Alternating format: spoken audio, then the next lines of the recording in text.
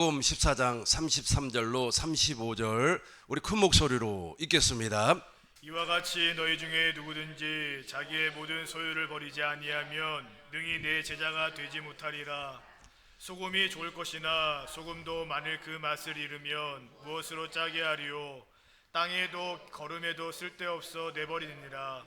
들을 귀가 있는 자는 들을지어다 하시니라. 아멘. 소금 언약과 그리스도의 할례라는 제목으로 세미나를 시작하겠습니다.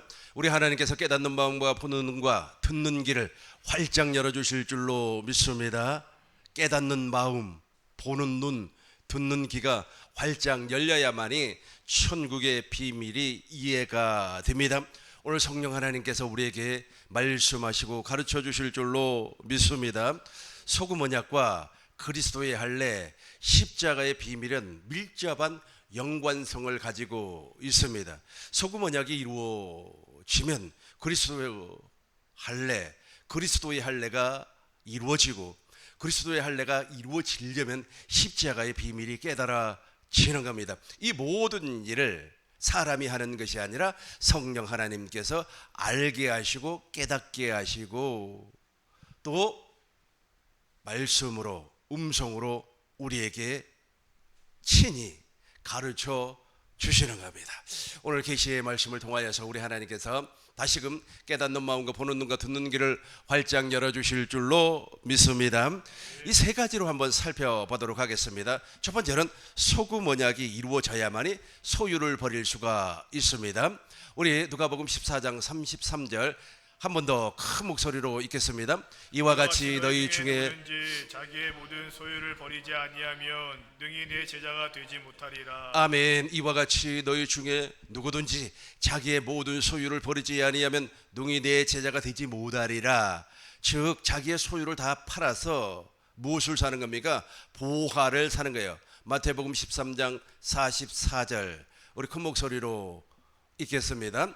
천국은 마치 밭에 감추인 보화와 같으니 사람이 이를 숨겨두고 기뻐하며 돌아가서 자기의 소유를 다 팔아 그 밭을 사느니라. 아멘. 천국은 마치 밭에 감추인 보화와 같습니다. 사람이 이것을 발견한 후에 숨겨두고 기뻐하여 돌아가서 자기의 모든 소유를 다 팔아 그 밭을 샀습니다. 그 밭을 사니까 그 보화가 누구의 것이 되는 겁니까? 그 사람의 것이 되는 거예요. 저와 여러분들의 것이 될 줄로 믿습니다. 저 소유를 판다고 하는 것이 바로 우리 옛사람이죠. 우리 옛사람을 파는 거예요. 우리 옛사람을 십자가에 못 박아 무덤에 장사를 지내는 겁니다. 우리의 옛사람을 물속에다가 수장을 시켜서 완전히 사라지게 하는 겁니다. 예수님은 이것을 무엇이라고 했습니까? 제사함이라 그렇게 말씀을 했어요. 천국의 비밀을 알면 제사함을 받는다 그렇게 말씀을 하고 있어요. 마가복음 4장 12절 보시겠습니다. 마가복음 4장 12절 우리 같이 읽겠습니다.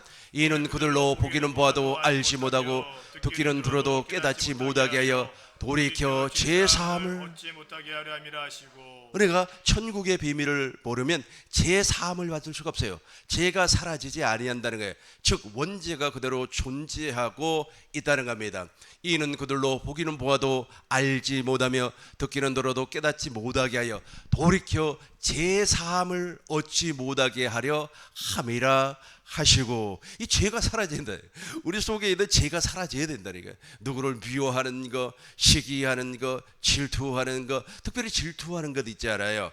그 질투하는 것이 사라져야 되는 거예요. 나보다도 조금 잘 나간다 그러면은 질투가 오지 않습니까?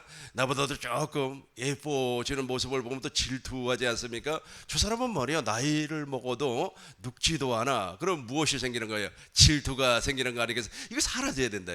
이 제사함 이것이 사라지기 이하여서는 반드시 우리 안에 소금 언약이 이루어져야만 합니다. 본문 말씀 다시 돌아가겠습니다.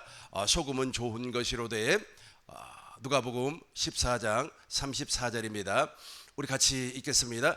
소금이 좋은 것이나 소금도 만일 그 맛을 잃으며 무엇으로 짜게 하리요. 아멘. 소금이 반드시 좋아요. 왜냐하면 소금 언약이기 때문에 저 소금 언약이 이루어져 버리면 정말로 이제 소유를 팔 수 있는 사람이 된다는 겁니다. 그러나 소금이 만일 그 맛을 잃어버리면 무엇으로 짜게 하리요? 35절입니다. 땅에도 거름에도 쓸데없어. 들을 귀가 있는 자는 들을지어다 하시니라. 아멘. 땅에도 필요가 없고 거름에도 쓸데없어 내어 버리노니라. 들을 귀 있는 사람은 들을지어다 하시니라. 아멘. 그러니까 반드시 소금 언약이 이루어져야 돼. 저 소금 언약이 무엇일까요? 소금 언약이 무엇일까요? 민수기 18장 19절 보겠습니다. 저 소금 언약은 음식이에요. 음식. 그러니까 제사장이 먹을 수 있는 음식을 이야기하고 있습니다. 우리 큰 목소리로 읽겠습니다.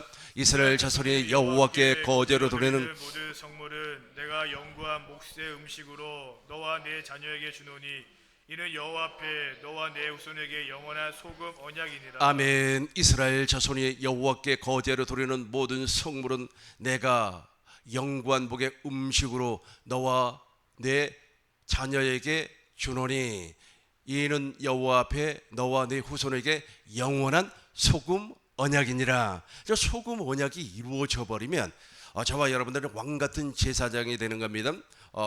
베드로전서 2장 9절 보시겠어요? 왕 같은 제사장이 된단 말이에요. 왕 같은 제사장이 되면은 우리가 먹어야 할 음식이 있어요. 다른 거 먹지 않습니다. 사람의 교훈이나 사람의 사상을 먹지 않습니다. 아까 제가 세미나 시작하기 전에 보이지 않는 손이라고 그랬죠. 애덤 스미스가 국보론이라고 하는 책을 통하여서 자본주의에는 보이지 않는 손이 있다 그래요. 그 보이지 않는 손이 무엇이라고 그랬어요? 자본을 가진 사람이라 그렇게 말을 했어요. 그 자본을 가진 사람의 말을 먹고 사는 게 아닙니다. 저와 여러분들은 사람의 교훈 먹고 사는 거 아닙니다. 사람의 사상 먹고 사는 것이 아닙니다. 택하신 족속은 반드시 먹는 음식이 따로 있습니다. 택하신 족속 한번 큰 목소리로 읽겠습니다. 그러나 너희는 택하신 족속이요 왕 같은 제사장들이요 거룩한 나여 그의 소유가 내 백성이니 이는 너희를 어두운 데서 불러내어 그의 기이한 빛에 들어가게 하신 이의 아름다운 덕을 선포하게 하려 하십니다. 아멘. 그의 기이한 빛에 들어가게 하신 이의 아름다운 덕을 선포하게 하려 하심이라. 이분이 어떤 사람? 왕 같은 제사장, 바로 저와 여러분들을 말씀하라고 있습니다. 이 소금 언약이 이루어져야만이 이 양식을 먹을 수가 있습니다. 대부분의 사람들은 썩는 양식을 먹어요. 요한복음 6장 53절 보시겠습니다. 대부분의 사람들은 없어질 양식, 썩어 없어질 양식을 먹는단 말이에요. 사람의 소리 듣고 또 사람의 이야기 듣고 또 어떤 사람은 말이야 기사를 보고 어떤 사람은 뉴스를 보고 어떤 사람은 집사 이야기를 듣고 어떤 사람은 장로 이야기를 듣고 그것이 마치 진리인 것처럼 막 믿고 쫓아간단 말이에요. 그거 먹으면 안 돼요. 썩을 양식이란 말이에요. 썩는 양식을 위하여 일하지 말고 영생하도록 있는 양식을 위하여서 저와 여러분들은 일할 줄로 믿습니다. 53절 우리 큰 목소리로 읽겠습니다. 예수께서 이르시되 내가 진실로 너희에게 이르노니 인자의 살을 먹지 아니하고 인자의 피를 마시지 아니하면 너희 속에 생명이 없느니라. 예수님께서 말씀을 했어요. 내가 진실로 아주 진짜라는 거예요. 거짓말이 아니라는 거예요. 예수님의 입에서 나오는 모든 말씀은 거짓이 0.001%도 없습니다. 인자의 살을 먹지 아니하고 인자의 피를 마시지 아니하면 우리 속에 생명이 없어요. 계속해서 53절 54절 큰 목소리로 읽겠습니다. 내 살을 먹고 내 피를 마시는 자는 영생을 가졌고 마지막 날을 다시 살리리니. 아멘. 마지막 날이라고 하는 건 지금 당장 이 순간이란 말이에요. 지금 예수님의 입에서 나오는 말씀을 먹어야 된다니까요. 예수님의 입에서 나오는 말씀을 먹는다고 하는 것은 주님의 음성을 들어야 돼요. 내 안에서 역사하고 있는 소금 언약을 통하여서 내가 거듭났어요. 교회가 되었어요. 하나님의 성전이 되었어요. 하나님의 나라가 되었습니다. 하나님의 나라에는 누가 계세요? 왕권을 가지고 오신 그리스도가 계세요. 그 왕권을 가지고 계신 그리스도의 말씀을 듣는 겁니다. 사람 얘기 듣지 아니에요. 사람 얘기. 대부분의 사람들은 무슨 일이 생기면은 사람을 의지를 하는 거예요. 사람의 말을 듣고 그 사람에게 무엇인가 도움을 받으려고 하는 겁니다. 요즘 뉴스 막 난리 났지 않습니까? 교계에 큰 어른 되신 분이 말이야 뭐 압수수색을 당하고 그랬지 않습니까? 무엇 때문에 그랬습니까? 그분이 무슨 잘못한 것이 있습니까? 잘못한 거 없어요. 그럼에도 불구하고 어떤 사단장을 이용해서 자기가 기도를 해 주었어요. 그 기도의 내용은 무슨 내용인지 잘 모르겠습니다만은 어떤 군인이 죽어버렸습니다. 그 군인은 일병이었던 것 같아요. 일병. 군대 제일 먼저 군대 들어가면은 계급이 없어요. 그래서 훈련병이라 그러고 훈병이라 그럽니다. 그러고 나서 이제 짝대기 하나 2등병이라고 그래요. 그리고 이제 일병이라고 하는 것은 1등병이라고 이야기합니다.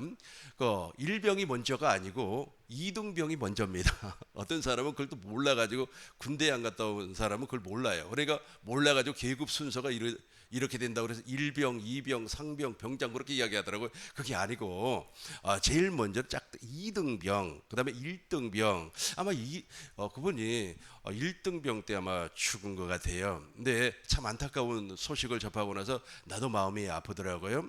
그 아이가 아버지와 엄마 사이에 태어났는데 정상적인 부부 관계로 태어난 것이 아니라 시험관으로 태어났어요. 아이가 없었어요. 10년 동안 아이가 없어가지고 시험관을 통하여서 아이가 태어났어요. 근데 그 아이가 죽어버렸어요. 죽어버리니까 얼마나 부모 마음이 아프겠습니까? 여러분 정말로 찢어지게 아프는 것은 무엇이냐면 그 자식이 먼저 죽는 겁니다. 내가 모시고 있었던 목사님이 정말로 거만해요. 그 당시에 있지 않습니까? 한 30년 전에 내가 그 교회 전도사를 했을 때 그분은 있지 않습니까? 자동차 남바가 관용차 남바를 타고 다녀요. 그 정도로 힘도 있고 백도 있고 그래요. 거만해요. 교회도 크고. 그러니까 아주 관공서 들어갈 때는 격려를 받을 정도로 아주 근데 그분은 전혀 공무원하고는 관계가 없어요. 그러니까 그렇게 허세를 부리고 사는 사람이었습니다. 그런데 아들이 죽어버렸어요. 딸 둘이 있었고 아들이 하나가 있었는데 그 아들이 죽어버렸어요. 그러고 나서 20년 지나고 내가 우연치 않게 그 목사님을 만났어요. 우리 기독교 100주년 기념관에서 만났어요. 만났는데 사람이 완전히 바뀌어버렸어요. 옛날에 그 허세 부리고 말이야. 옛날에 그 거만하고 교만한 모습이 싹 사라져버리고 사람이 얼마나 겸손한지 와 이렇게 바뀔 수가 있을까? 그런데 이제 그 목사님이 자기 입으로 얘기를 나는 그 막내 아들이 죽은 줄 몰라요. 그 교회를 이제 사직하고 나와버렸기 때문에 근데 20년이 지나고 난 후에 이야기를 하는 게 자기 아들이 죽고 나서 자기가 바뀌었다고 이 거만한 그 모습이 바뀌었다고 그렇게 말씀을 하시더라고요. 그래서 하나님께서 역사하실 때 이런 역사도 있구나라고 나는 느껴보았습니다. 아무튼 자식이 죽으면 얼마나 그 마음이 찢어지게 아프겠습니까? 얼마나 슬프겠습니까? 내가 정말로 그 자리에 있다면은 정말 그 높은 자리에 있는 그 별 2개짜리를 위해서 기도해 주는 것보다도 그 부모를 위해서 기도를 해주는 것이 훨씬 더 좋았지 않겠는가라고 생각을 해봤어요. 왜냐면 진짜 가슴이 찢어지게 아픈 사람은 그 사람 아닙니까?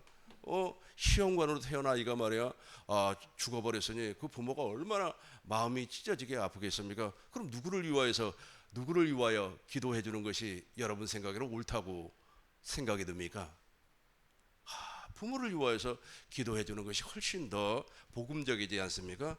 복음을 정말로 진짜 예수를 믿는 사람이라면 진짜 머리 대신 예수님과 한 몸이 된 교회가 된 사람이라면 누구를 위하여서 그 부모를 위해서 기도해 주는 것이 내 생각에는 훨씬 낫다라고 생각이 들어요. 근데 왜 그런 현상이 벌어지냐면은 저걸 안 먹기 때문에 그래요.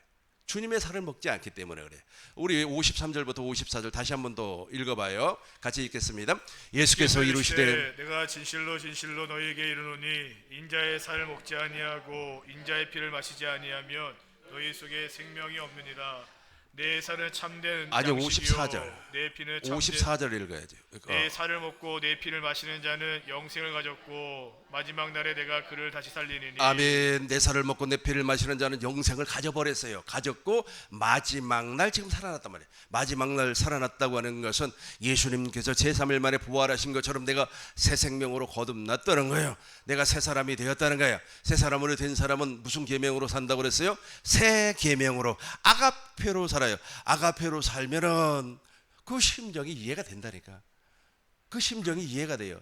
나는 개를 한번 키워봤어요. 개를. 지금 개를 키우지 않아요. 개를 키우면서 그 개가 말이야 아주 그냥 꼬리를 흔들고 좋아서 저 동구박에서 내가 학교 갔다 온단 말이에요. 학교 갔다 오면은 내 냄새를 집에서부터 맡고 있고 동구박까지 뛰어와요. 막 뛰어와서 깡충거리고 내 앞에서 막 그 체조를 벌이고 디글디글 굴르고 그래요. 그래 나도 그 개에게 무엇을 줍니까? 정을 주는 거 아닙니까? 정을 엄청나게 정을 줬어요. 정을 주고 말이 그 개를 말이 꾸려 끌어안고 막 잠을 자고 그랬어요. 그러니까 개에게 있는 그 배룩이라고 하죠. 그것들이 막 내 몸에 와가지고 몸을 매일같이 긁는 거예요. 그래도 좋아. 그래도 좋아. 근데 그 개가 죽어버렸어요. 죽고 난 이후부터 내가 그 개에 관련된 짐승에 관련된 그 상처가 있어가지고 지금도 짐승을 키우지 않습니다. 식물도 키우지 않아요. 한번 정을 줘버리는 거 그래요. 그런데 그 아이가 죽어버렸단 말이에요. 그 자식이 죽어버렸어요. 그럼 그 부모의 마음이 얼마나 갈갈이 찢어지겠습니까? 마지막 날에 저 주님의 살을 먹고 주님의 피를 마신 사람은 마지막 날에 하나님의 생명으로 거듭난 사람이기 때문에 그 마음이 이해된다니까요. 그 부모의 마음이 이해가 돼요. 그러니까 누구를 위해서 기도를 하겠어요? 그 엄마를 위하여서, 그 아버지를 위하여서 기도를 해줄 수밖에 없는 겁니다. 우리 다시 한번 53절과 54절과 55절 큰 목소리로 읽겠습니다. 예수께서 이르시되 내가 진실로 진실로 내게 이르노니 인자의 살을 먹지 아니하고 인자의 피를 마시지 아니하면 너희 속에 생명이 없느니라. 54절 내 살을 먹고 내 피를 마시는 자는 영생을 가졌고 마지막 날에 내가 그를 다시 살리리니. 55절 내 살은 참된 양식이요 내 피는 참된 음료로라. 56절까지 읽겠습니다. 내 살을 먹고 내 피를 마시는 자는 내 안에 거하고 그도 그의 안에 거하나니. 내 살을 먹고 내 피를 마시는 사람은 내 안에 거하고 나도 그 안에 거하. 주님 안에서 하나가 되어서 사는 거예요. 주님 안에서 내가 주님 안에 주님이 내 안에, 내가 주님 안에 주님이 내 안에, 이게 바로 소금 언약이에요. 이 소금 언약이 이루어져 버리니까 여러분 하나님의 마음은 긍휼이에요. 하나님의 마음은 불쌍히 여기는 겁니다. 하나님의 마음은 권력이 아니에요. 명예가 아닙니다. 내가 말이야 예수를 믿고 말이야 이렇게 권력을 여고 내가 말이야 하나님과 동등한 입장에 그런 마음이 아니라니까요. 하나님의 마음은 어떤 마음이라고요? 긍휼히 여기는 마음이에요. 초대교회의 성도들이 박해를 받았어요. 그 박해를 받는 목적이 여러 가지가 있었습니다만은 첫 번째는 성찬을 한다고. 예수쟁이들은 말이야 왜 성찬을 해? 왜 사람의 피를 마셔? 그러면서 박해를 받았습니다. 또 초대교회 성도들은 또 침례를 받는단 말이에요. 초대교회 성도들이 막 물속에 들어갔다가 이렇게 침례를 받으면은 이 사람이 말이야 거듭난다. 어떻게 사람이 다시 태어날 수가 있느냐? 이런 조건들이 있었습니다. 그러다 보니까 네로의 아주 눈밖에 나버렸어요. 네로가 로마 시내를 불태워버리지 않습니까? 네로가 아주 시를 쓴답시고 막 시를 쓰면은 이 시상이 떠올라야 되는데 술을 먹어도 시상이 안 떠오르고 뭘 해도 시상이 떠오르지 않으니까 로마 시내를 불을 질러 버렸어요. 그리고 그 불타는 로마 시내를 향하여서 시를 낭송을 하고 또 시를 막 이렇게 써요. 그런데 로마 시내가 불탔으니까 이제 어떻게 되겠습니까?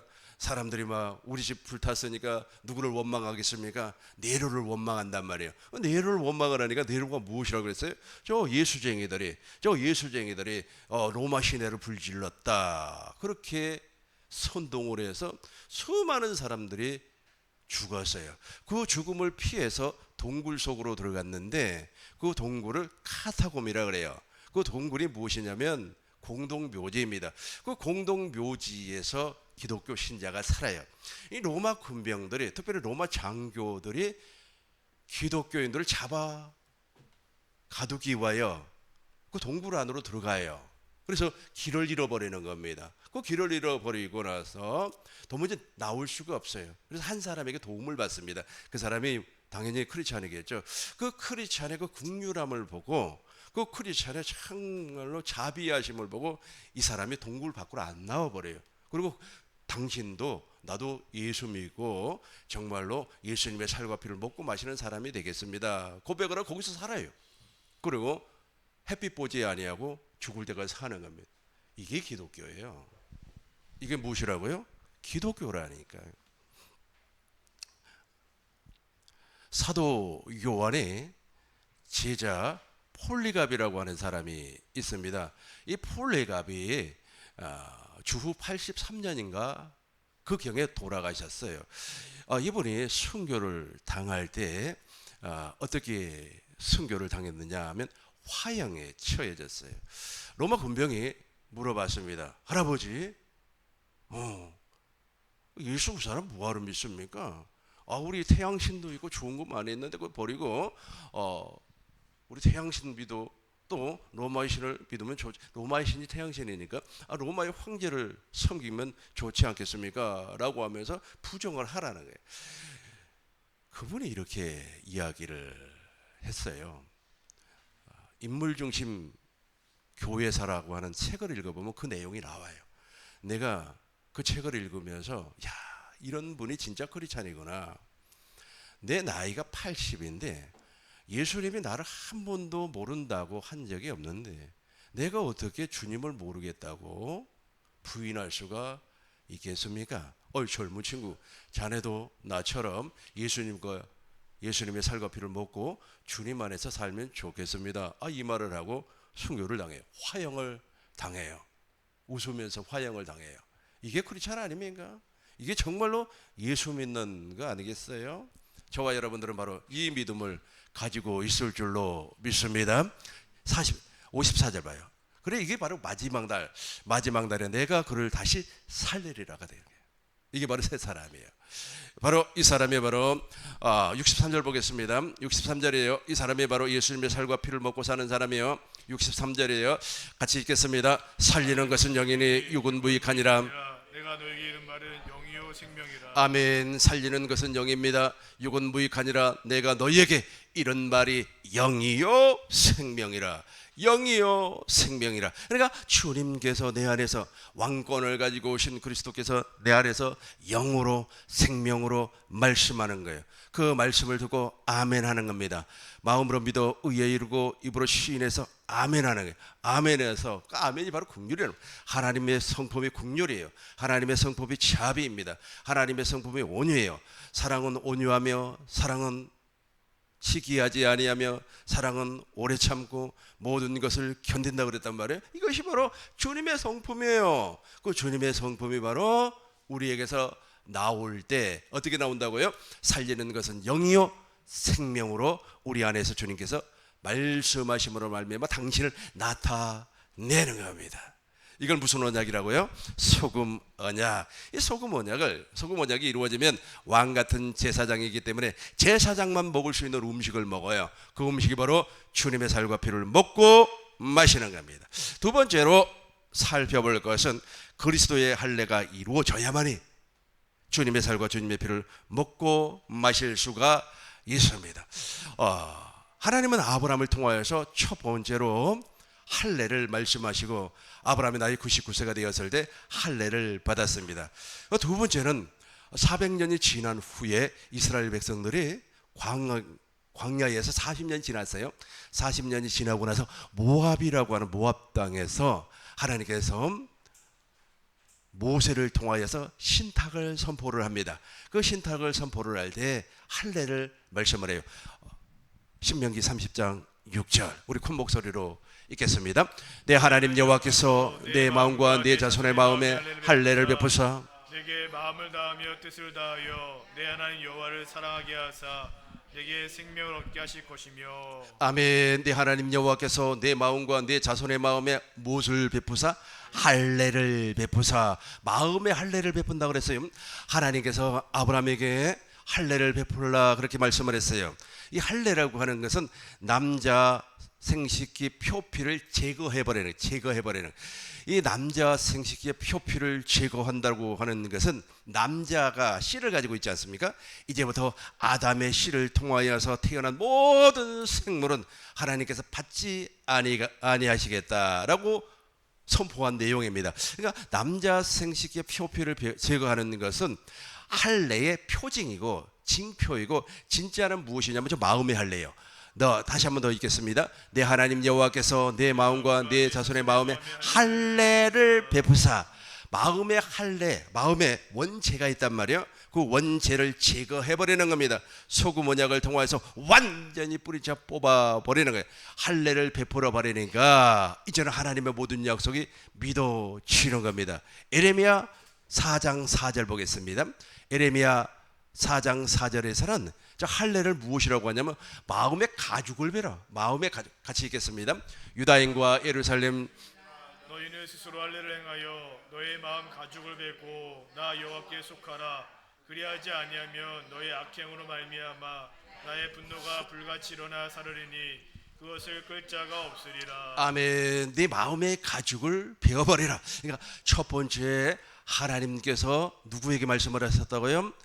아브라함에게 할례 언약을 말씀을 했어요. 아브라함이 나이 99세에 할례를 받았습니다. 실제로. 근데 그 아브라함이 받았던 그 할례는 표징이고, 할례의 본질은 무엇이라고요? 마음의 가죽을 베는 거예요. 마음의 할례를 얘기하는 거예요. 마음 속에 뿌리 박혀 있는 율법의 뿌리를 뽑아버리는 거예요. 율법의 행위를 뽑아버리는 거예요. 옛사람을 제거해 버리는 겁니다. 이렇게 옛사람을 제거해 버리니까 하나님의 모든 약속이 믿어지는 거예요. 전능하신 하나님께서 말씀하신 그 모든 약속이 믿어지는 거예요. 그 믿음으로 말미암아 누가 태어나는 겁니까? 이삭이 태어나는 거예요.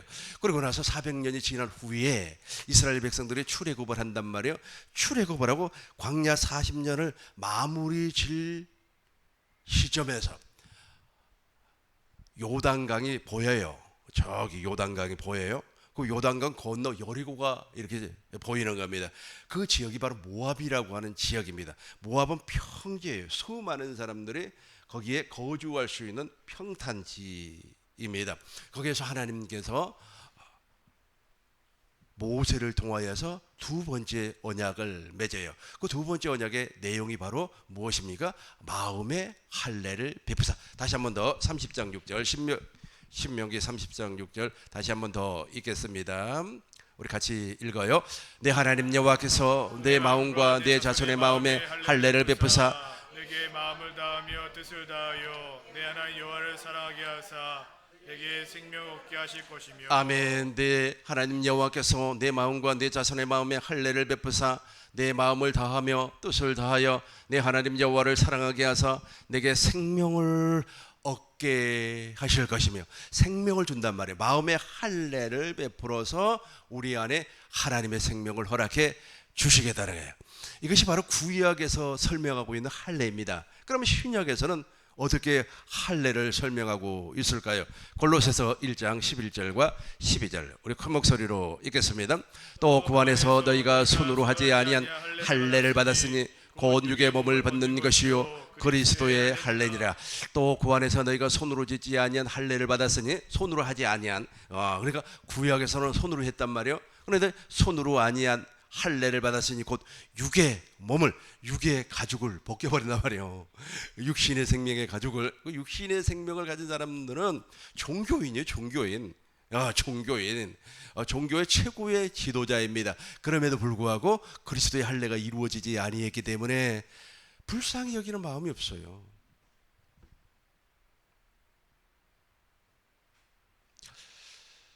내가 주일학교 다닐 때 우리 선생님한테 들은 설교인데 한번 들어보세요. 하도 오래되었음에도 불구하고 나에게 강하게 다가와서 내 마음을 울렸기 때문에 지금도 기억이 나요. 미국에는 백인들만 모여서 예배를 드리는 예배당이 있다 그래요. 나는 미국에 가보질 않아서 잘 모릅니다.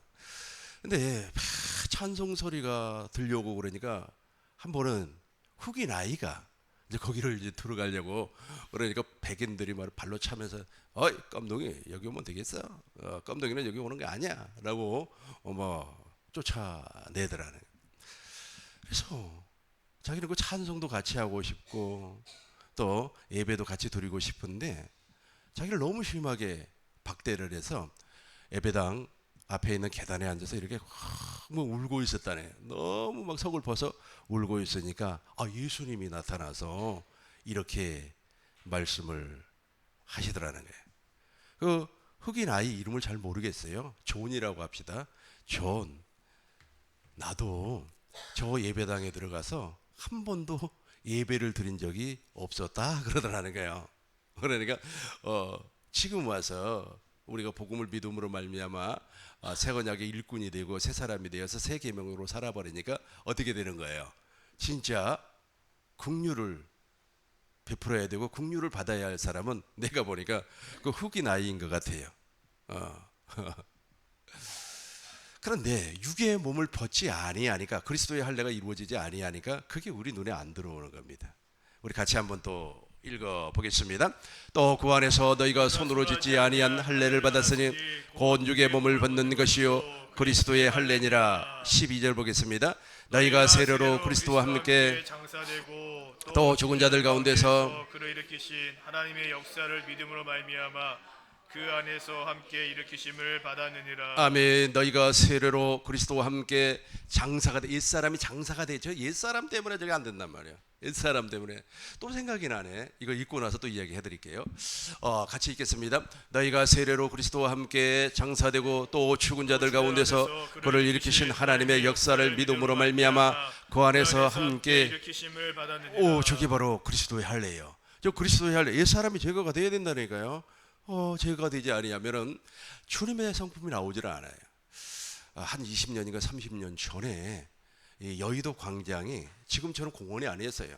넓은 광장이었습니다. 그러다 보니까 아이들이 거기서 자전거도 타고 킥보드도 타고 그랬어요. 근데 취업도 안 된, 그리고 또 사회적으로 이렇게 크게 알려지지 아니하고 또 지금식으로 얘기하면 아르바이트나 하면서 건건히 일용직을 통하여서 먹고 사는 친구가 하나가 있었어요. 이 친구가 사회 불만이 있어가지고 자동차를 몰아서 여의도 광장을 진입해가고 아이들을 막 받아서 죽여버렸어요. 그때 아이들이 열 몇 명이 죽어버렸습니다. 이게 대석 특필이 됐기 때문에 신문에 뉴스에 아주 그냥 대석 특필이 됐어요. 알 겁니다. 연세 드신 분들은. 그래서 그 죽어버린 그 아이의 할머니가 그 피의자죠. 살인자. 그 친구를 매일같이 면회를 가가지고 예수님 얘기를 한 거예요. 예수님은 그래도 용서를 했다고. 근데 그분이 용서를 할 수 있는 것이 무엇입니까? 그분은 내가 보니까 아주 복음을 믿었어요. 복음을 믿어야만이 그리스도의 할례가 이루어집니다. 복음을 믿지 아니하면 아무리 노력을 해도 그리스도의 할례가 이루어지지 아니에요. 내가 복음을 부끄러워 아니하노니 이 복음은 믿는 자들에게 구원을 주시는 하나님의 능력이에요. 그러니까 그걸 믿었어요. 하나님의 언약을 믿었어요. 복음을 믿는 사람이에요. 그 복음을 믿고 이분이 이제 진짜 복음을 증거를 하는 거예요. 증거를 해요. 그래서 이 친구가 막 울면서 회개를 하면서 내가 잘못했다고. 물론 이 친구는 이제 사형을 받습니다. 근데 사형장까지 그 할머니가 면회를 가요. 자, 이거 대단하지 않습니까? 이게 크리스찬이라니까요. 괜히 말이야 막 그냥 욕짓거리나 하고 말이야 뭔파 하고 말이야 자기하고 안 맞으면 전부 다만 나쁜 사람 취급해버리고. 이게 뭐 기독교 신자입니까? 아니면은 뭐 율법의 행위자입니까? 전혀. 이게 바로 그리스도의 할례예요. 그리스도의 할례가 이루어지지 아니하면 여전히 율법의 행위 아래에서 판단하고 심판하고 정죄를 하는 겁니다. 로마서 2장 29절 우리 쉬운 성경으로 큰 목소리로 읽겠습니다. 로마서 2장 29절 우리 쉬운 성경으로 크게 읽겠습니다. 같이 읽습니다. 마음으로 유대인이 사람이 진정한 의미에서 유대인입니다. 그리고 율법이 아니라 성령을 따라 마음에 받는 할례가 진정한 의미의 할례입니다. 그런 사람은 사람이 아니라 하나님께로부터 칭찬을 받습니다. 아멘. 율법이 아니라 율법의 행위로는 절대 그리스도의 할례가 이루어지지 않습니다. 율법의 행위로는 안 된단 말이에요. 절대로 되질 않아요. 마음으로 유대인이 사람이 진정한 의미의 유대인이 아닙니다. 그리고 율법이 아니라 성령을 따라 마음에 받는 할례가 진정한 의미의 할례입니다. 그런 사람은 사람이 아니라 하나님께로부터 무엇을 받는다고? 칭찬을. 너가 말해 작은 일에 소자에게 충성했다. 칭찬을 받는단 말이에요. 칭찬을 받아요. 이 그리스도의 할례가 이루어졌어요. 이 그리스도의 할례가 정말로, 이 그리스도의 할례는 하나님 외에 하나님의 사랑이 우리 마음에 부어져야 돼요. 성령으로 말미암아 하나님의 사랑이 부어져야만이 이루어지는 것이 바로 그리스도의 할례입니다. 그렇다면 세 번째로 우리가 살펴볼 것은 이 십자가의 비밀이 바로 그리스도의 할례입니다. 고전 1장 17절 봐요. 17절 보겠어요. 우리 같이 읽겠습니다. 그리스도께서 나를 보내심은 세례를 베풀게 하려 하심이 아니요 오직 복음을 전하게 하려 하심이로되 말의 지혜로 하지 아니함은 그리스도의 십자가가 헛되지 않게 하려 함이라. 아멘. 오직 복음. 그러니까 저 십자가, 어떤 분은 참 제가 베트남 가서 고생을 많이 했습니다만은 그분이 바로 이 십자가가 복음이라고 계속해서 주장을 해요. 물론 십자가가 아주 중요합니다. 십자가는 하나님 사랑의 절정인데 무엇이라고 했어요? 오직 복음을 전하게. 그러니까 그러니까 십자가가 되려면은 저 복음이 이루어져야 돼요. 천국 복음이 이루어져야만이 십자가가 진짜 십자가가 된다는 거예요. 다시 한번 더 읽겠습니다. 오직 복음을 전하게 하려 함이로되 말의 지혜로 하지 아니하면 그리스도의 십자가가 헛되이. 그러니까 저 복음이 빠져버리면 십자가 자체가 헛되게 돼버린다니까. 그분이 주장하는 십자가가 무엇이냐면은 예수님께서 십자가에서 내 죄를 위하여서 죽었기 때문에 우리도 죽어야 된다고, 겸손해야 된다고, 우리가 순종해야 돼. 순종이 안 되는 것을 하라는 거예요. 우리 안에서 지금 왕권을 가지고 계신 그리스도께서 순종할 수 있는 힘을 줘야 된다니까. 생명을 줘야 돼요. 그걸 줘야 되는데 자기가 막 순종을 하라고 하는 거예요. 예수님이 십자가에서 죽으셨어요. 십자가에서 죽으셨기 때문에 우리도 우리의 죄를 죽여야 된다고, 우리 마음에 있는 죄를 뽑아야 된다고. 내가 뽑을 수가 있으면 얼마나 좋겠습니까? 사람이 그것을 할 수가 있다면 예수님이 이 땅에 오셔서 십자가에서 죽을 이유가 전혀 없습니다. 우리 같이 한번 더 읽어보겠어요. 그리스도께서 나를 보내심은 세례를 베풀게 하려 하심이 아니요 오직 복음을 전하게 하려 하심이로되 말의 지혜로 하지 아니함은 그리스도의 십자가가 헛되지 않게 하려 함이라. 18절입니다. 십자가의 도가 멸망하는 자들에게는 미련한 것이요 구원을 받는 우리에게는 하나님의 능력이라. 아멘. 십자가의 도가 멸망하는 사람들에게는 미련한 것이요 구원을 받는 우리에게는 하나님의 능력이 됨이라. 그러니까 십자가의 도가 있어요. 그러니까 십자가에 대해서 십자가의 비밀을 모르는 사람은 멸망하는 사람. 아까 제가 말씀드린 그분이에요. 그러니까 그분은 몰라요. 무조건 말이야. 십자가의 고난, 십자가의 고통, 우리에게 다 십자가가 있다고, 그 십자가가 아들이 될 수가 있다고, 그 아들이 말에 못된 짓하고 그러니까 그 아들이 십자가라는 거예요. 그 아들이 십자가를 네가 대신 지고 가야 된다고. 그리고 말해 가난해, 너무너무 가난해. 그 가난이 십자가라 그래. 그 십자가가 가난이 아닙니다. 십자가는 구원을 주시는 하나님의 능력이라니까요. 다시 한번 더 읽어보겠습니다. 십자가의 도가 멸망하는 사람들에게는 구원을 받는 우리에게는 하나님의 능력이라. 아멘. 십자가의 도가 멸망하는 사람들에게 미련하는 거예요. 그러니까 그 미련한 그 사람이 정말 미련한 사람이, 세상적으로는 똑똑하고 세상적으로는 말이야 학위가 2개를 써요. 박사학위가 2개가 있더라고요. 2개가 있으면 무엇입니까? 세상적으로 보면 엄청나게 미련한 사람이에요. 그러니까 자기 부인이 십자가에, 나의 십자가는 나의 부인이라고. 자기 부인이 아마 속상하게 하나 봐. 그러니까 자기 부인이 나의 십자가라고. 우리 성교지에 있는 이 성도들이 나의 십자가라고. 천만의 말씀. 그 십자가 아니라니까. 십자가는 구원을 주시는 하나님의 능력이에요. 다시 한번 제가 읽겠습니다. 구원을 받는 우리에게는 하나님의 능력이 됨이라. 24절 보겠습니다. 24절이에요. 24절 우리 큰 목소리로 읽겠습니다. 오직 복음을 유대인이나 헬라인이나 그리스도는 하나님의 능력이요 하나님의 지혜니라. 아멘. 오직 부르심을 받는 자들에게는 유대인이나 헬라인, 그리스도는 하나님의 능력이요 구원의 능력이요 하나님의 지혜란 말이요. 그 지혜가 무엇입니까? 30절 보면 나와 있어요. 30절 우리 큰 목소리로 읽겠습니다. 너희는 하나님으로부터 그리스도 예수 안에 있고 예수는 하나님으로부터 나와서 우리에게 지혜와 의로움과 거룩함과 구원함이 되셨으니 아멘. 너희는 하나님으로부터 나서 그리스도 예수 안에 있고 예수님은 하나님으로부터 나와서 우리에게 지혜와 의로움과 거룩함과 구원함이 되셨으니 저것이 이루어진단 말이에요. 반드시 십자가의 비밀이 여러분에게 밝혀져야 돼요. 하나님께서 사람을 창조하셨습니다. 사람을 창조하실 때 하나님의 속성 가운데 하나인 자유의지를 우리에게 주었어요. 저와 여러분들은 자유의지가 있습니다. 그래서 내가 오늘 기분이 정말로 좋지 않아서 세미나 못 갈 것 같아. 그러면 자기 의지로 못 올 수도 있어요. 그러나 아닙니다. 나는 정말로 기분이 이상하다고 할지라도 내가 정말로 세미나에 참석해서 은혜 받을 거야 라고 하면서 그 자유의지로 참석할 수도 있습니다. 본인이 선택을 하는 것이기 때문에 하나님의 속성 가운데 하나가 무엇이냐면 자유의지예요. 사람을 창조할 때 자유의지를 사람에게 주었단 말이에요. 그래서 사람은 로봇가 아니에요. 로봇 아시죠? 로봇은 프로그램 따라 움직이죠. 그리고 요즘은 AI 시대라 그래가지고 그 AI가 많은 것을 학습을 합니다. 많은 데이터를 축적을 해요.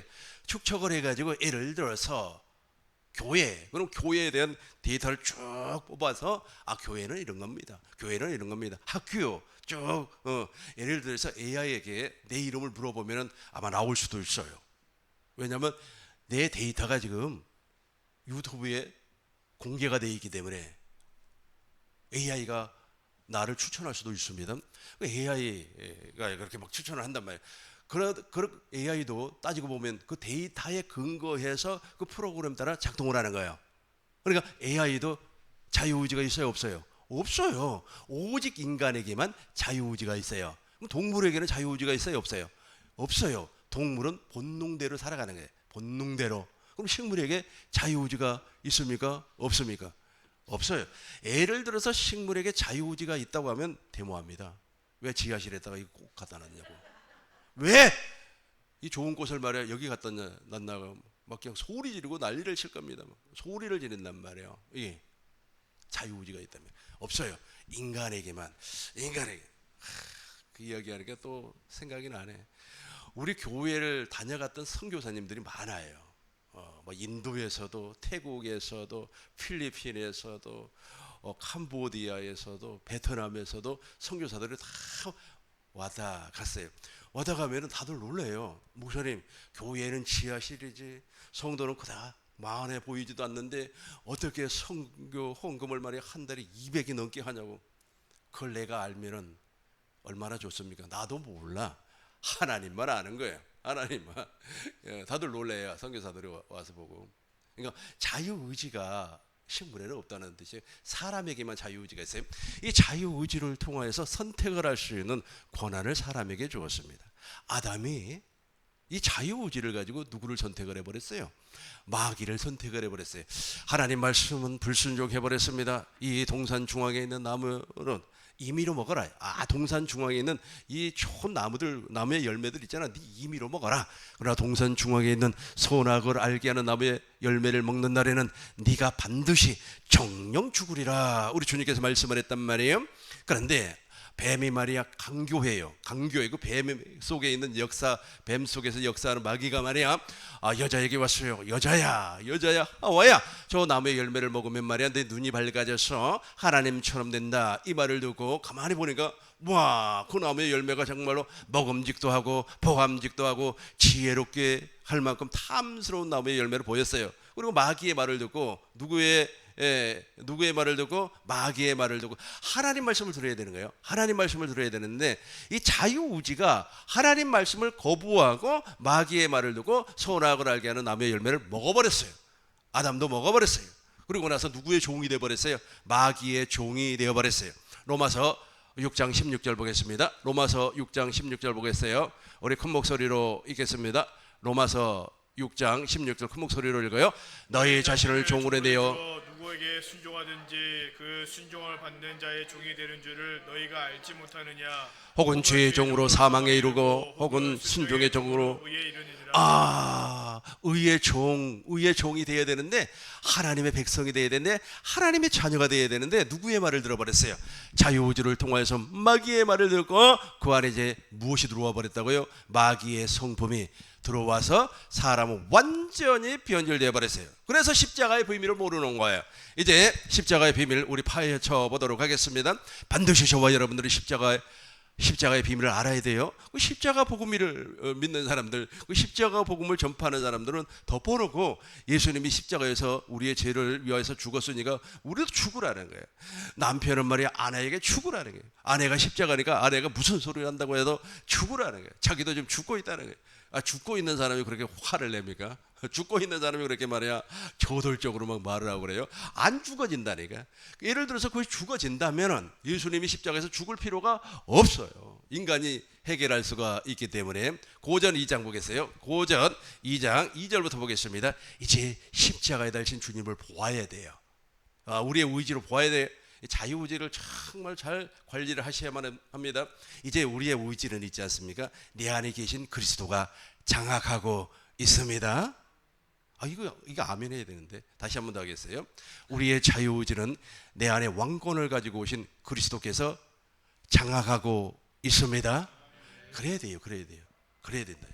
2절 보겠습니다. 같이 읽어요. 내가 너희 중에서 예수 그리스도와 그의 십자가에 못 박히신 것 외에는 아무것도 알지 아니하기로 작정하였습니다. 3절 보겠습니다. 내가 너희 가운데 거할 때 약하고 두려워하고 심히 떨었노라. 4절입니다. 내 말과 천도함이 설득력에 있는 지혜의 말로 하지 아니하고 다만 성령의 나타남과 능력으로 하여. 5절입니다. 너의 믿음이 사람의 지혜에 있지 아니하고 다만 하나님의 능력에 있게 하려. 자 보세요. 사람의 지혜로 말이야 십자가는 말이야 이러는 거다. 십자가가 네 마누라가 십자가다. 뭐 이게 다 사람의 말이에요. 여기에서 나오는 것이 아니라 이제 성령으로 말미암아 저 십자가가 무엇인가를 보아야 돼. 10절 보겠습니다. 10절 우리 큰 목소리로 읽겠습니다. 10절이에요. 같이 읽겠습니다. 오직 하나님이 성령으로 이것을 우리에게 보이셨으니 성령은 모든 것 곧 하나님의 기쁜 것까지도 통달하시느니라. 아멘. 오직 하나님의 성령으로 이것을 우리에게 보이셨어.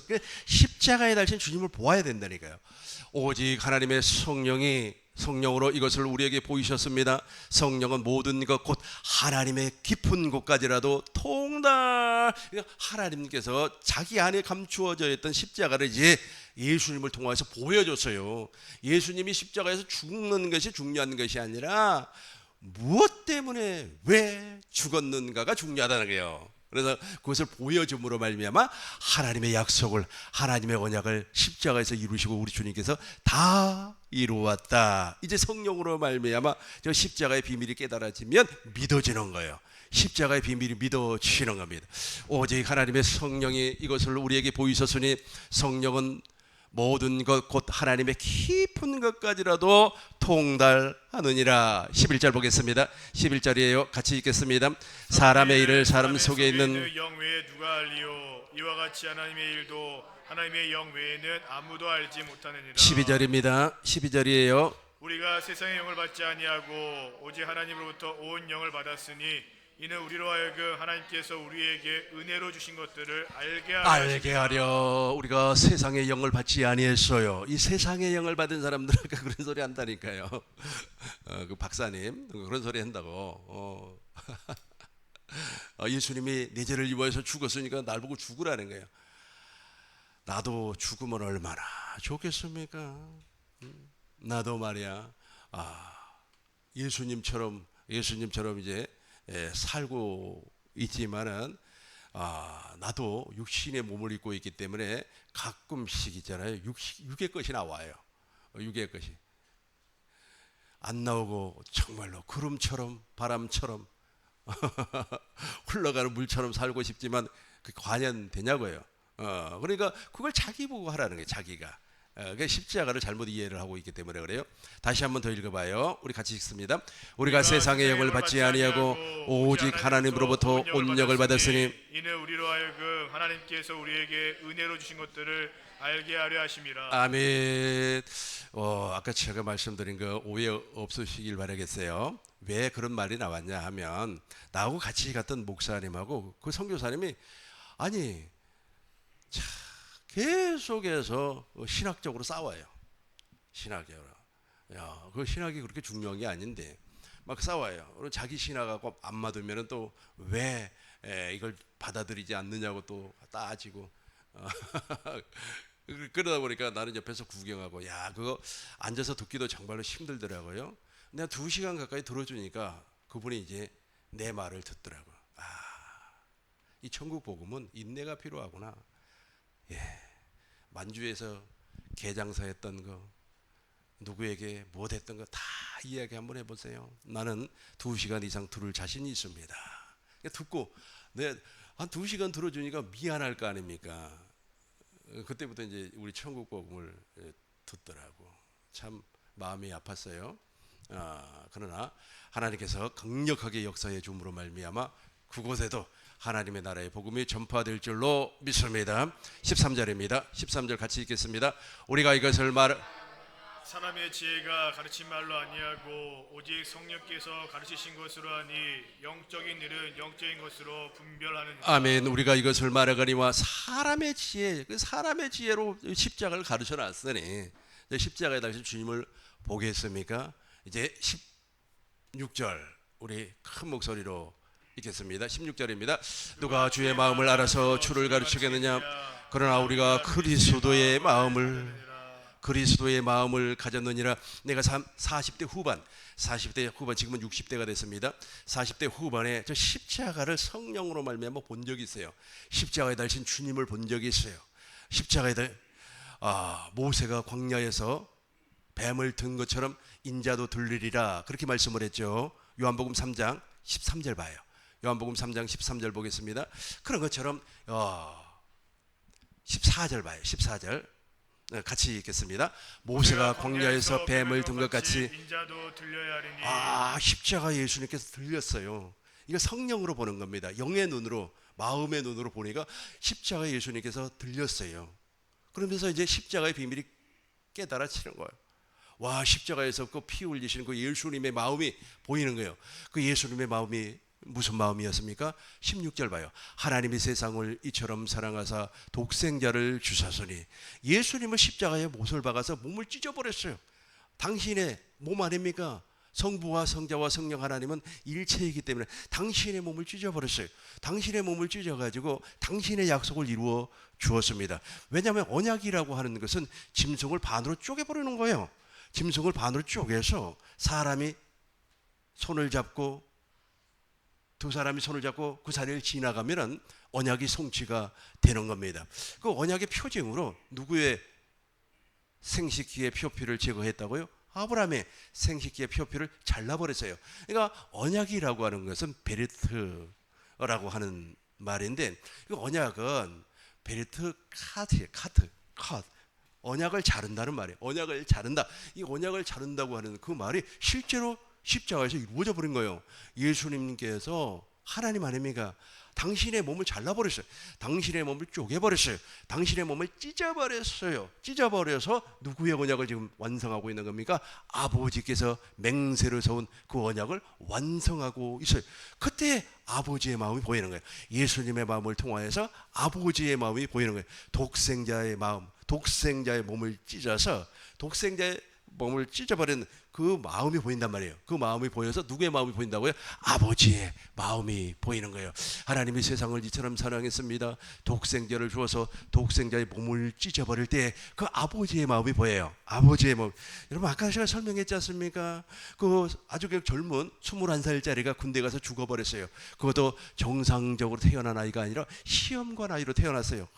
여러분 그 시험관 아이로 태어날 때 엄청나게 고통을 받는다 그래요. 한 번 이렇게 시술을 할 때 그 엄마가 그렇게 아프대요. 그게 엄청나게 아프답니다. 그걸 뭐 몇 번 실패를 하고 몇 번 실패를 해서 성공을 해서 아이를 낳았는데 그 아이가 죽어버렸으니 그 어머니의 마음이 얼마나 찢어지겠어요. 지금요 예수님을 십자가에 못을 박아가지고 당신의 아들의 몸을 찢었다니까. 근데 그 아버지의 마음이 안 보여요? 아버지의 마음이 엄청나게 찢어지겠죠. 근데 아버지는 그렇게 할 수밖에 없어요. 당신이 약속을 했기 때문에, 당신이 언약을 그렇게 설정을 했기 때문에 당신의 약속을 이루기 위하여서 아들의 몸을 찢어서 당신의 약속을 이루어 주는 겁니다. 그 약속을 우리가 믿음으로 말미암아 구원을 받는 거예요. 예수님이 십자가에서 몸을 찢었기 때문에 우리가 구원을 받는단 말이에요. 그래서 그 마음이 보여요. 아버지의 마음이 보이는 거예요. 그 아버지의 마음은 무엇입니까? 아가페예요. 사랑입니다. 그 사랑이 우리 안으로 막 흘려 들어오는 거예요. 아버지의 마음이 막 내 안으로 흘러 들어올 때 무엇이 빠져나간다고요? 죄가 사라지는 거예요. 죄가 사라져요. 우리 안에서 도사리고 역사하고 있었던 원죄가 사라지는 거예요. 그 옛사람이 제거가 되는 겁니다. 육신의 생각이 제거가 되는 거예요. 육신의 생명이 제거가 되는 겁니다. 이때 나오는 것이 긍휼과 자비예요. 아무리 종교적인 권력을 갖고 있다고 할지라도 여러분, 그리스도의 할례가 이루어지지 아니하면, 십자가의 비밀을 깨닫지 아니하면 아직까지는 거듭난 사람이 아니에요. 통일교가 엄청난 재산을 가지고 있어요. 알고 계시죠? 통일교가.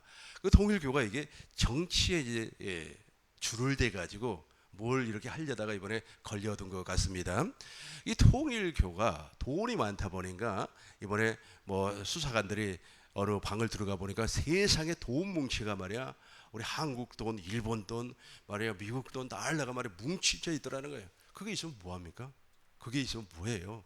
통일교는 구원 자체가 없죠. 사이비 아닙니까? 사이비들이 말이야 꼭 그런 식으로 해가지고 사람을 홀려요.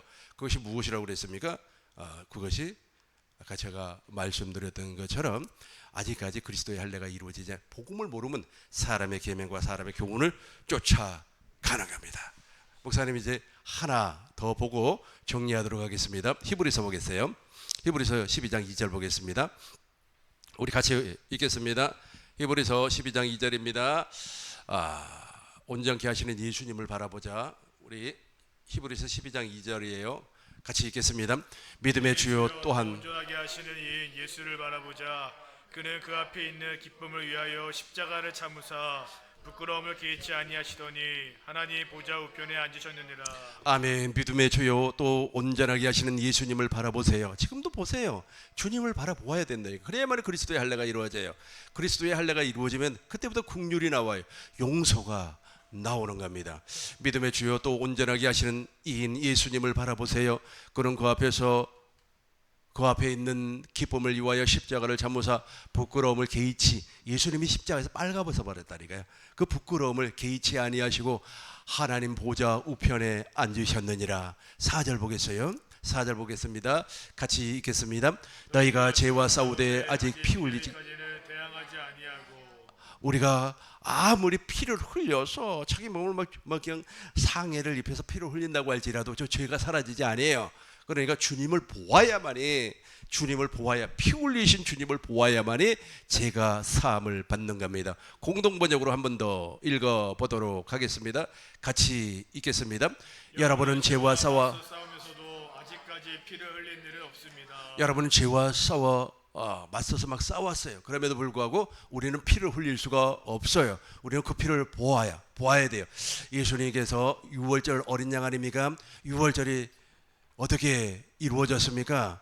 어린 양의 피를 문 설주와 좌우 임방에 발라버리니까 죽음의 사자가 그 피를 보니까 넘어갔단 말이에요. 넘어갔단 말이에요. 우리는 그 피를 보아야 돼요. 십자가에 달리신 주님을 보아야 돼요. 십자가에 달리신 주님을 보아야만이 하나님의 사랑이 막 흘러 들어오는 겁니다. 인간의 지혜와 지식으로는 도무지 알 수 없는 그 크신 하나님의 사랑이 우리 안에 밀려 들어올 때 우리 속에 뿌리 박혀 있는 원죄가 뽑혀 나갈 줄로 믿습니다. 이게 바로 소금 언약이고 이게 바로 그리스도의 할례입니다. 그러니까 십자가는 아주 중요해요. 복음의 핵심을 이루고 있어요. 그러니까 복음이 복음화되려면, 복음이 복음다워지려면, 복음이 복음으로 완성되려면 반드시 저 십자가의 비밀이 내 안에서 성취가 되어야만 합니다. 베드로전서 1장 2절 우리 같이 읽겠습니다. 곧 하나님 아버지의 미리 아심을 따라 성령이 거룩하게 하심으로 순종하고 예수 그리스도의 핏부림을 얻기 위하여 택하심 받은 자들에게 편지하노니 은혜와 평강이 너에게 더욱 많을지어다. 아멘. 예수 그리스도의 핏뿌림을 얻기 위하여 처마를 쓰을 제가 쉽게 설명을 하도록 하겠어요. 이제 예수 그리스도의 피는 새 언약을 얘기합니다. 이 잔은 내 피로 세운 새 언약이니, 새 언약의 중보자 되신 주님께서 우리 안으로 오셨어요. 어떻게 오셨습니까? 성령 안에서 생명을 주시는 그리스도의 영으로 우리 안에 오셨어요. 우리 안에 오셔갖고 피를 뿌린다고 하는 거, 피를 뿌린다고 하는 것이 이렇게 피를 뿌린다는 것이 아니에요. 아니고 내 안에 오신 그 성령 하나님께서 저 피의 의미를 알게 하고 깨닫게 하는 겁니다. 저 피의 의미를 깨닫고 또 보게 하고, 십자가에 달신 주님을 보게 하고, 그 십자가에 달신 주님을 보면 아버지의 마음이 보이고, 그 아버지의 마음에서 하나님의 생명이 내 안으로 흘러 들어오는 거예요. 이 모든 일을 누가 하신다고요? 성령이 하는 거예요. 이 성령께서 이 일을 하심으로 말미암아 그리스도의 핏뿌림을 얻기 위하여 저와 여러분들이 바로 그리스도의 핏뿌림을 얻은 사람들입니다. 2절 3절 보겠습니다. 큰 목소리로 읽겠습니다. 우리 주 예수 그리스도의 아버지 하나님을 찬송하리로다. 그의 많으신 긍휼대로 예수 그리스도를 죽은 자 가운데서 부활하게 하심으로 말미암아 우리를 거듭나게 하사 산 소망이 있게 하시며. 아멘. 우리가 거듭나려면 반드시 저 피가 뿌려줘야 돼요. 그러고 나서 썩지 않고 더럽지 아니하고 쇠하지 아니한 하나님의 나라를 선물로 받는 겁니다. 4절 우리 큰 목소리로 읽겠습니다. 썩지 않고 더럽지 않고 쇠하지 아니한 유업을 있게 하시나니 곧 너희를 위하여 하늘에 간직하신 것이라. 아멘. 말씀을 정리하도록 하겠습니다. 오늘 말씀 가운데 아마 여러분들이 더 쉽게 이해가 되려고 하나님께서 그렇게 역사한 것 같습니다. 진짜 크리스찬은 어떤 사람이 진짜 크리스찬입니까? 새 사람을 진짜 크리스찬이라 그래요. 새 계명으로 사는 사람을 진짜 크리스찬이라 그래요. 새 계명으로 살지 아니하면 안 돼요. 내가 너희를 사랑한 것 같이, 내가 너희를 새 계명을 너희에게 주노니 내가 너희를 사랑한 것 같이 서로 사랑. 내가 너희를 사랑한 것 같이. 우리 주님께서 제자들을 어떻게 사랑했습니까? 예수님의 머리는 아버지요. 아버지가 주시는 생명으로, 마음으로, 생각으로 제자들을 사랑했다는 거예요. 정리하도록 하겠습니다. 소금 언약이 이루어지기 위해서는 소유를 팔아야 돼요. 이 소유를 판다고 하는 것은 우리의 옛사람을 제거한다는 뜻입니다. 그러면 소금 언약이 이루어져요. 이제 소금 언약이 이루어진 사람은 이제 사람의 음식을 먹지 않아요. 여기서 음식이라고 하는 것은 우리가 밥 먹는 그런 음식이 아니고 사람의 이야기를 듣고 살지 않는다는 거예요. 사람의 계명, 사람의 교훈, 사상, 이론, 또 요즘에는 있지 않습니까? 사람의 뜬 소문 있잖아요. 근거 없는 소문들, 그걸 또 믿더라고. 사람들이 그걸 믿고 막 정신을 못 차리고 있어요. 그런 걸 믿는 것이 아니라 이제는 주님의 입에서 나오는 말씀을 먹고 사는 사람. 내 살을 먹고 내 피를 마시는 자는 영생을 가졌고 마지막 날 지금 살아난, 지금 새 사람이 되었다는 거예요. 이렇게 새 사람이 되려면 반드시 그리스도의 할례가 이루어져야만 합니다. 하나님은 아브라함에게 그리스도의 할례를 약속하시고 아브라함이 99세에 할례를 받았습니다. 1년이 지난 후에 아브라함에게는 이삭이 태어났어요. 이 할례의 본질은 무엇입니까? 마음의 할례, 마음속에 뿌리 박혀 있는 원죄를 뽑아내는 거예요. 제거해버리는 거예요. 원죄가 떨어져 나가니까 하나님의 모든 약속이 믿어졌어요.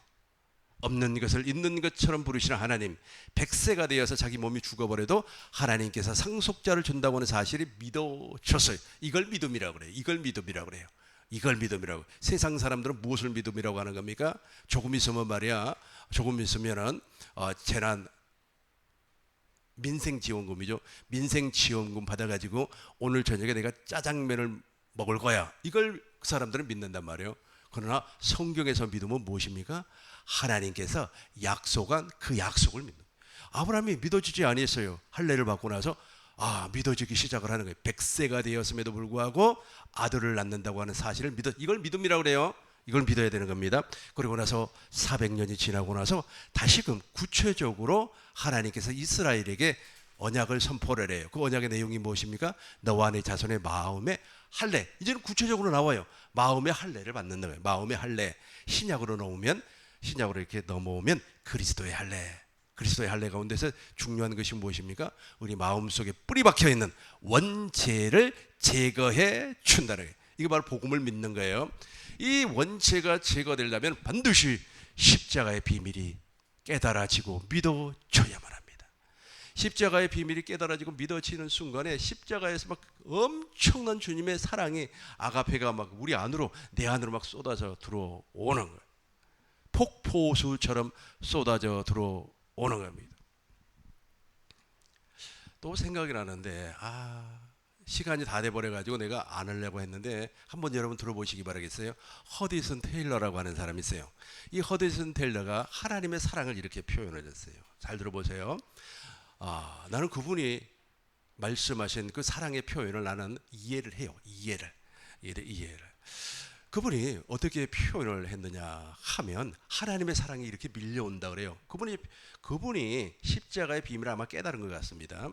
그 십자가의 비밀을 깨달으니까 십자가에서 하나님의 사랑이 막 자기에게 밀려 들어오는데 양쯔강 있죠. 중국에 있는 양쯔강 강물이 자기에게 넘실거리면서 밀려오는 것처럼 하나님의 사랑이 자기 안으로 들어오더라는 거예요.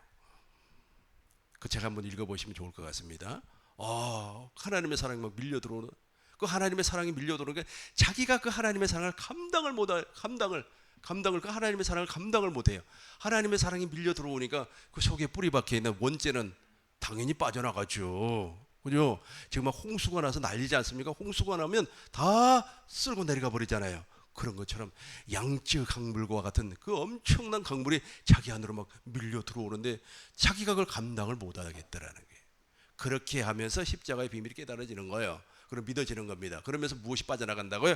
원죄가 제거되는 겁니다. 그러고 나서 우리는 썩지 않고 더럽지 않고 쇠하지 아니한 하나님의 나라를 유업으로 받는 겁니다. 오늘 세미나에 참석한 여러분들에게 이 복이 영원히 넘쳐나길 주의 이름으로 축원합니다.